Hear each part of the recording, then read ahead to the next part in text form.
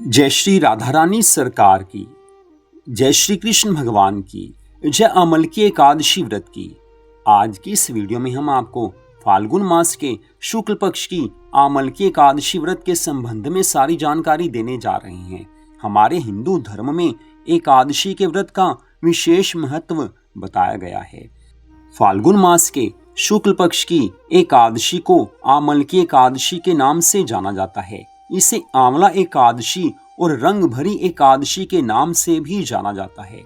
हमारे हिंदू धर्म ग्रंथों में स्पष्ट बताया गया है कि आमल की एकादशी व्रत के दिन श्री हरि विष्णु भगवान जी की पूजा तो अवश्य करनी ही चाहिए। इसके साथ ही आंवले के वृक्ष की पूजा भी करनी चाहिए। इससे मनुष्य को जन्म मरण के बंधन से मुक्ति मिल जाती है, मोक्ष की प्राप्ति होती है और इस जीवन में सभी मनोकामनाएं पूरी हो जाती हैं। तो इस वर्ष फाल्गुन मास के शुक्ल पक्ष की आमल की एकादशी का व्रत 27 फरवरी 2026 दिन शुक्रवार को रखा जाएगा। एकादशी तिथि का शुभारंभ 26 फरवरी दिन बृहस्पतिवार को देर रात्रि 12:33 पर हो जाएगा। अर्थात एकादशी तिथि का शुभारंभ 26 फरवरी और 27 फरवरी की मध्य रात्रि 12:33 पर हो रहा है और एकादशी तिथि की समाप्ति 27 फरवरी दिन शुक्रवार को रात्रि 10:32 पर हो रही है। तो हमारे धर्म ग्रंथों में स्पष्ट बताया गया है कि एकादशी का व्रत उसी दिन रखा जाता है जिस दिन सूर्य उदय होने के समय एकादशी तिथि हो। तो इस कारण आमल की एकादशी का व्रत 27 फरवरी दिन शुक्रवार को ही रखा जाएगा। अब बात आती है कि आमल की एकादशी के व्रत की पालना का शुभ मुहूर्त कौन सा है, अर्थात व्रत को खोलने का शुभ मुहूर्त कौन सा है। तो आमल की एकादशी व्रत की पालना का शुभ मुहूर्त 28 फरवरी 2026 दिन शनिवार को सुबह 6:47 से लेकर सुबह 9:06 तक रहेगा। इस शुभ मुहूर्त के बीच में आप आमल की एकादशी व्रत की पालना कर सकते हैं, व्रत को खोल सकते हैं। अब अगली बात आती है कि आमल की एकादशी का व्रत किस विधि से रखना चाहिए। तो आमल की एकादशी व्रत के दिन अर्थात 27 फरवरी दिन शुक्रवार को सुबह सवेरे जल्दी उठ जाएं। नहाने के जल में थोड़ा सा गंगा जल मिला लेना चाहिए। अगर घर में गंगा जल नहीं है तो आप नहाते समय हर हर गंगे, हर हर गंगे, इस तरह से माँ गंगा के परम पवित्र नामों का उच्चारण कीजिए। आपको गंगा स्नान का पुण्य फल प्राप्त हो जाएगा। नहा धोकर उसके बाद साफ सुथरे वस्त्र पहन लीजिए। अपने घर के मंदिर में भगवान से प्रार्थना करें कि हे प्रभु, आपकी कृपा से आमल की एकादशी व्रत को रखने जा रहा हूँ। अपनी कृपा से मेरे इस व्रत को सफल बनाना। तत्पश्चात श्री लक्ष्मी नारायण भगवान जी का पूजन कीजिए। श्री राधा कृष्ण भगवान जी का पूजन कीजिए। अगर आपके घर के आसपास किसी मंदिर में या किसी और स्थान पर आंवले का वृक्ष है तो आंवले के वृक्ष का पूजन भी सुबह अवश्य कीजिए। अगर ऐसा नहीं हो सकता तो घर में आप आंवले का फल ले आइए। आजकल बाजार में आंवले मिल ही जाते हैं, तो आंवले के कुछ फल लाकर अपने घर के मंदिर में रख दीजिए। वहां पर आंवले के फलों का पूजन कीजिए, तब भी भगवान की पूरी कृपा मिलती है। तुलसी माता का पूजन भी अवश्य करना चाहिए। पूजा की सामग्री में धूप, दीप, फल, जल आदि का प्रयोग किया जाता है। अगर आप आंवले के वृक्ष की पूजा कर रहे हैं तो उसकी परिक्रमा भी अवश्य करें। सुबह पूजन के बाद कुछ समय भगवान के नामों का जाप अवश्य करें या भगवान के नाम का संकीर्तन करें। ओम नमो भगवते वासुदेवाय, यह श्री हरि विष्णु भगवान जी का विशेष मंत्र है। आप इसका पूजन भी कर सकते हैं या भगवान का जो भी नाम आपको प्यारा लगता हो, जो मंत्र आपको प्यारा लगता हो, आप भगवान के उस नाम या मंत्र का पूजन भी कर सकते हैं। भगवान की पूरी कृपा मिलती है।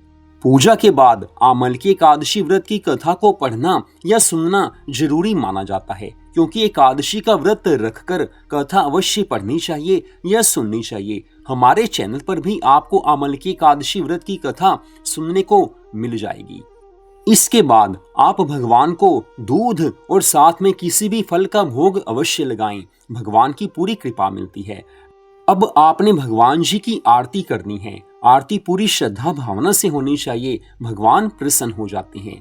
अब आपने जो दूध और फल का भगवान को भोग लगाया था उसे प्रसाद रूप में आप खा लीजिए, भगवान प्रसन्न हो जाते हैं। अगली बात आती है कि आमल की एकादशी व्रत के दिन क्या खा सकते हैं। तो जिन भक्तों ने एकादशी वाले दिन भोजन करना है वो एकादशी के व्रत वाला भोजन ही कर सकते हैं, वो भी एक बार किया जा सकता है। बाकी समय आप दूध पी सकते हैं, अगर आप चाय पीते हैं तो चाय भी पी सकते हैं, आप फल खा सकते हैं, लेकिन एकादशी के व्रत वाला भोजन एक समय करना चाहिए।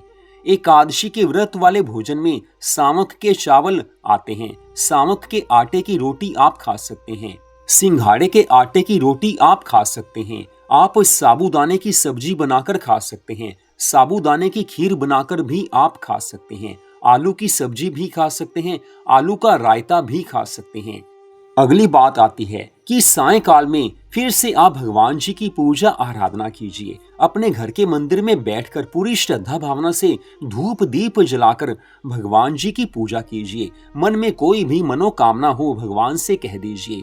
भगवान वैसे तो हर एक के मन की बात जानने वाले हैं, क्योंकि प्रभु अंतर्यामी हैं, लेकिन फिर भी अपने मन की बात स्वयं अगर हम भगवान से कहेंगे तो भगवान वैसे भी प्रसन्न हो जाते हैं, मनोकामना पूरी हो जाती है। शुद्ध मनोकामना होगी तो भगवान अवश्य पूर्ण करेंगे। पूरी श्रद्धा भावना से व्रत रखा होगा तो अवश्य ही मनोकामना पूरी होती है।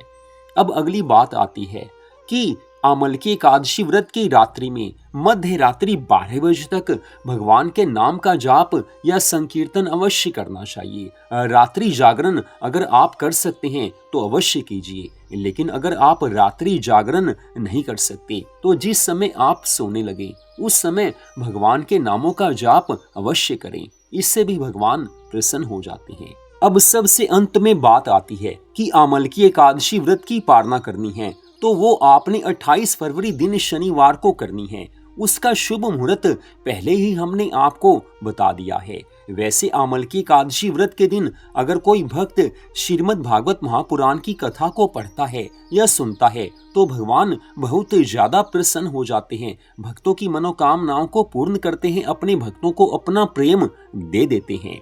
वैसे हमारे चैनल पर भी श्रीमद् भागवत महापुराण की कथा प्रतिदिन सुनाई जा रही है, आप उसे भी सुन सकते हैं। तो इस तरह से फाल्गुन मास के शुक्ल पक्ष की आमल की एकादशी का व्रत रखा जाता है। आपके मन में कोई प्रश्न हो तो आप कमेंट करके प्रश्न पूछ सकते हैं, आपके प्रश्न का उत्तर अवश्य दिया जाएगा। जय श्री राधा रानी सरकार की, जय श्री कृष्ण भगवान की, जय श्री लक्ष्मी नारायण जी भगवान की, जय आमल की एकादशी व्रत की, जय सदगुरुदेव श्री बंसी वाले महाराज की, जय जय श्री राधे, जय जय श्री राधे, जय जय श्री राधे श्याम।